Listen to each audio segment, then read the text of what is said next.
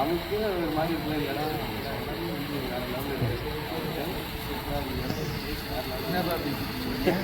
இல்லை சார், இவ்வளோ பெரிய ப்ராப்பர்ட்டி, அதில் வந்து இவருக்கு மட்டும் இவ்வளோ பெரிய செலவு வச்சிருக்காங்க.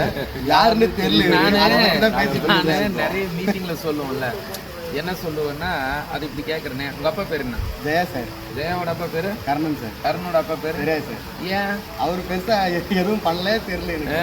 அது தெரியல. இதே அவங்க தாத்தா வந்துட்டு மெட்ராஸில் கோயம்பேடு பஸ் ஸ்டாண்ட் பக்கத்தில் ஒரு 200 ஏக்கர் விட்டு போட்டு தான் மறக்குமா? மறக்காது. ஏன்னா அவர் சம்பாரிச்சுட்டு போன அந்த இடம், அதுவும் அப்படி மட்டும் சம்பாரிச்சு வச்சிருந்தாருன்னு வச்சுங்களேன், அவருக்கு என்ன தெரியுமா பண்ணியிருப்போம்? வீட்டுக்கு வெளியே பெரிய சலரை சுற்றி கனகனன்னு லைட்டு, 24 மணி நேரம் தொடச்சுறதுக்கு ஒரு ஆள். காரணம் என்ன?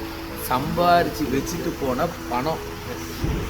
தலைமுறை தாண்டி நம்ம பேர் நிற்கணும் அப்படின்னா இனிமேல் நம்ம சுதந்திர போராட்டம்லாம் கலந்துக்க முடியாது. இனிமேல் நம்ம பேர் நம்ம பரம்பரை பேசணும் அப்படின்னா அதுக்கு ஒரே விஷயம் என்னென்னா பணம் சம்பாரிச்சுப்போம். இப்போது எங்கள் தாத்தாவோட பேர் எனக்கு தெரியல அப்படின்னா என்ன அர்த்தம்னா அவர் நமக்கு எதுவும் பண்ணிட்டு போகல. இதே எங்கள் தாத்தா இந்த மாதிரி இந்த ஈகிள்டன் ஹோட்டல் மாதிரி ஒரு பெரிய இடம் ஒரு 500 ஏக்கரை வச்சுட்டு போயிருந்து இந்த மாதிரி வந்து ஒரு பெரிய ப்ராப்பர்ட்டி சம்பாரிச்சு வச்சு போனால் என் தாத்தா பேர் மறந்து